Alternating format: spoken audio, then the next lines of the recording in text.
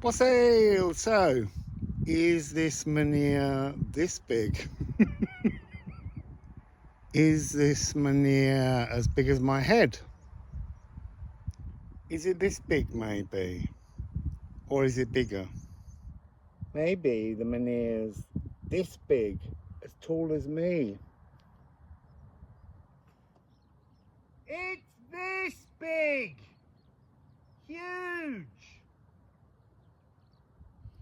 So it's, the sun came out, and now it's got a little bit chillier again, and I had a lovely chat with the guy who's just leaving, just giving him a wave, called Mikel, and it was really lovely chatting with him. It's just outside of Paris. So this is this magnificent manhir. It's so tall. I've been going around it, and on this side it feels like it's attuned to an A, which faces east, which is where the sun rises, which is movable. It moves throughout the year. But so there's an A there, intuition.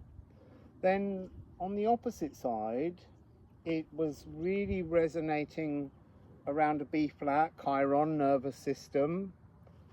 And then on the back side, there was a C, all the molecules, everything in the world that vibrates. And I haven't done this side. I wanted to just leave that for the moment and come and see what it wants to do later. So I'm just going to go and walk, touch, tune into. I should have got the rune stones out, but I'll do that in a bit.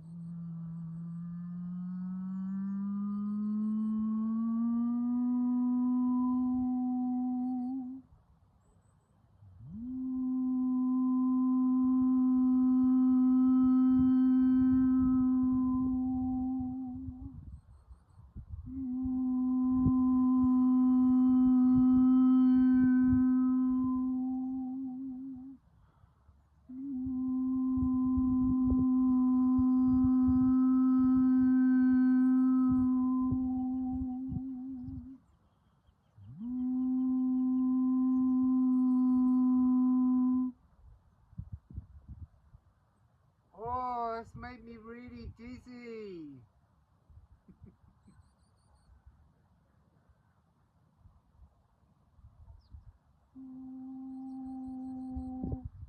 Interesting. It's a C again. It's a C. It's a C.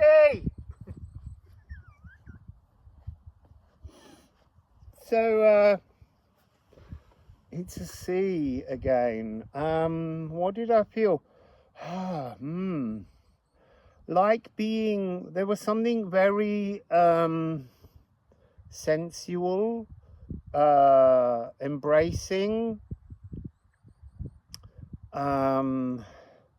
enveloping,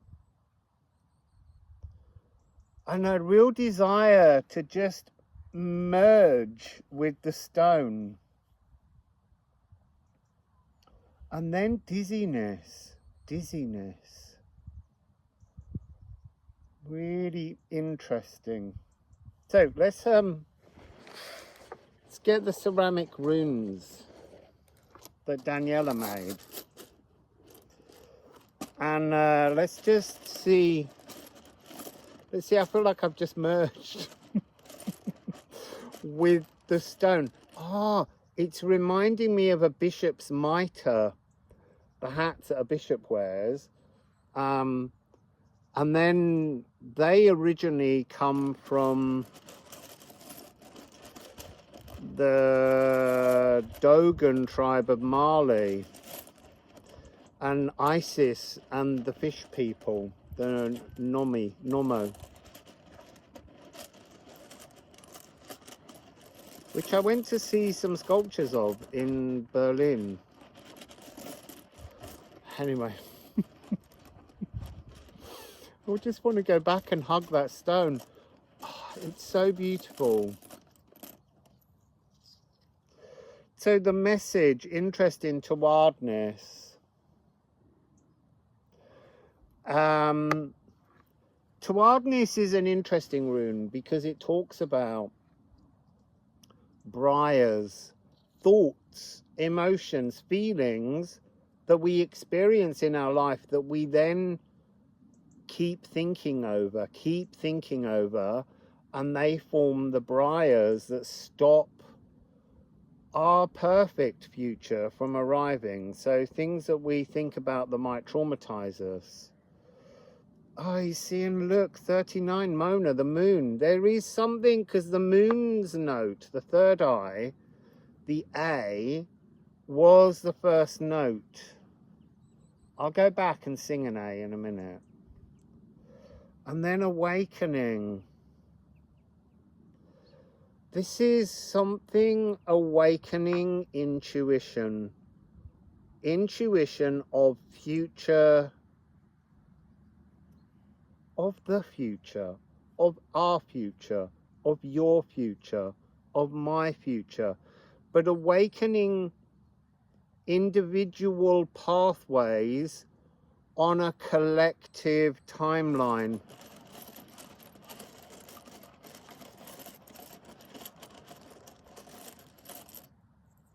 Got two more here. So 27, which is Hod. So this is the unseen. This is having a focus. There's something else. I mean, look, I'm here. Pluto's about to move in 2 days. And then there is a restoration. So here we have 61, health. So health is all about Idun's apples of youth, you know, and how without, I see, that's interesting. I can't quite find the words for it, but without the vitality of a future and an intention of moving forwards in a healed energy, then that's got some kind of coding to do with decay and decrepitude. And we are in the dying days of decrepitude if we wish to restore ourselves to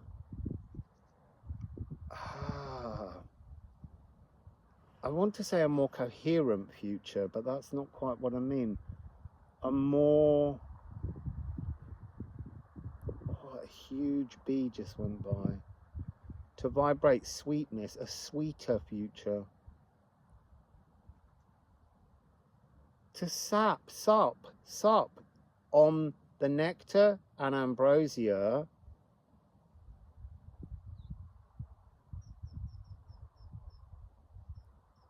that's almost just sort of, it feels like it's just here. If you would only just grab, it's so close. There's an energy here of an opportunity that is just so close, so very, very close. Whoops, turn that down. I want to, interesting, because I kept thinking that there's a G over there, but let's go and sing the A. See what we get.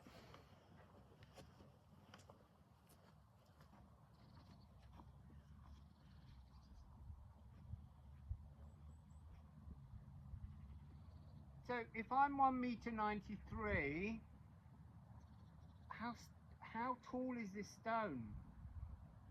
And how far into the ground do you think it goes?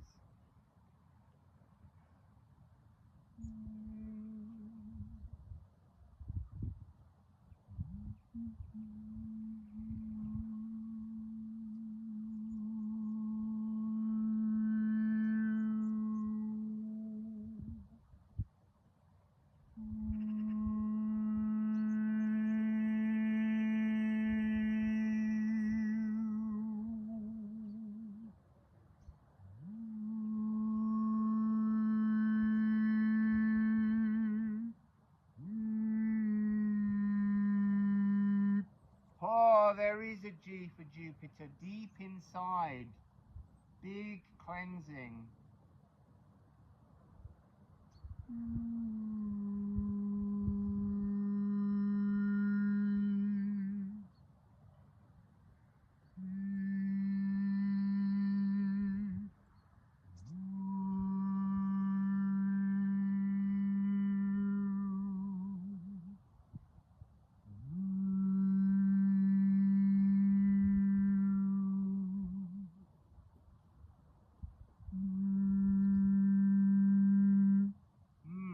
Less happy here.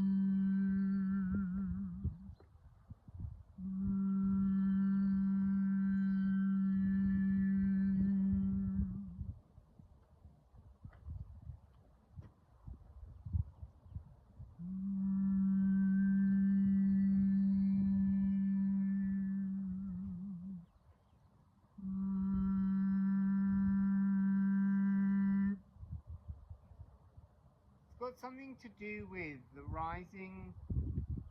This is where it witnesses the planetary bodies rising. It's the energy I'm getting. The witnessing of the rising of, well, so many things. I'm going to spin my legs round and maybe get a few more runes out. I'm going to put those ones in my pocket. I don't want to get the cards out because it's a little damp here. Oh, it's so gorgeous. It feels so magical. And very, very peaceful. There's flocks of birds flying. There were people here earlier and now they've gone. So what do we have here? 33. So this is talking about how we can shift timelines, dimensions, realities. Oh, I see. So here we have Ædan, birthright, original birthright, cosmic birthright. I'm going to go in a moment and just, I'll turn camera off. I need to, there's things looking from within this stone, deep inside. And look, that's so interesting. This earth grab, it's gripped in physical space, but it's from another place, the energy inside it. And then we have 15, which is Elks. Elks is coming across right now as an energy in which we have to be really humble, really peaceful, really we have to approach what's in the stone. I'm gonna have to, knowing that the energy of a stone, if not sacredly, thoughtfully approached, can have a sting in its tail. Because it's like that sedge elk cutting you. So I think when I go and do that moment, I think I have to, because I was very aware when I took my phone there for the tuning of the notes, it wasn't very happy. And yeah, it's letting me do this, but I think it wants me to go and have a moment, a sacred moment, or hour, without all the electronics on. Something that belongs to its origins, that belongs to all of our origins. And obviously I'm going to express things I learned there, but I think now it has to be me and La Roche. So, see you in a bit. I've just been sitting on the stone, curled in to the rock, singing my cosmic lullaby, which is like my musical autograph, and just being at one with the stone. And then underneath, from the smaller stone, I could feel a very strong earthing frequency coming up through my bum, through my bones. And then, so I want to say stone drunk, but stoned, I felt overwhelmed with a kind of energetic dizziness. I mean, like I get sometimes when I've been in the sea too long. There's so much energy pouring from that stone. I feel like it's like a big fountain that opens out, but it's a globe. It's an energetic ball. I'm not sure how far it goes, but it's huge. And as I say, I felt really stoned. And then I wondered whether that's where that word comes from, when you've had too much spliff and you're stoned. Because that's what I felt. I felt really drunk, unstable on my legs. I got to walk back to the town. So what a beautiful thing. I may come back here, but I would like to take us to Mont Saint Michel as well, because I feel like there's an important energy there that we need to embrace. So this beautiful, beautiful menhir, so tall, so beautiful.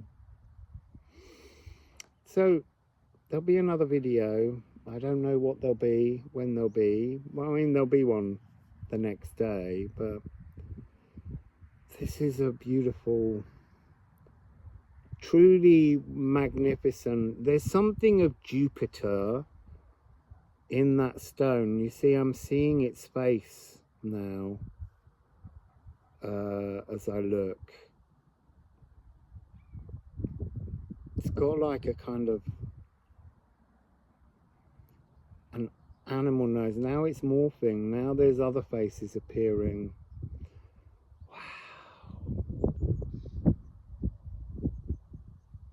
Sorry, I'm lost in the energy of the stone in the reflection on the screen. The original face is back now and it's smiling. It's got a really benevolent energy. Oh, now there's a smaller, very Greco-Roman looking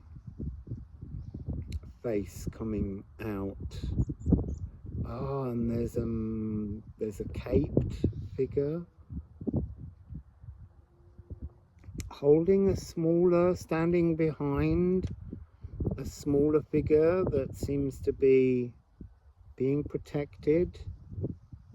Maybe it's the energy that the stone offers us, a protection, if you just sit with the frequency. It's really fascinating.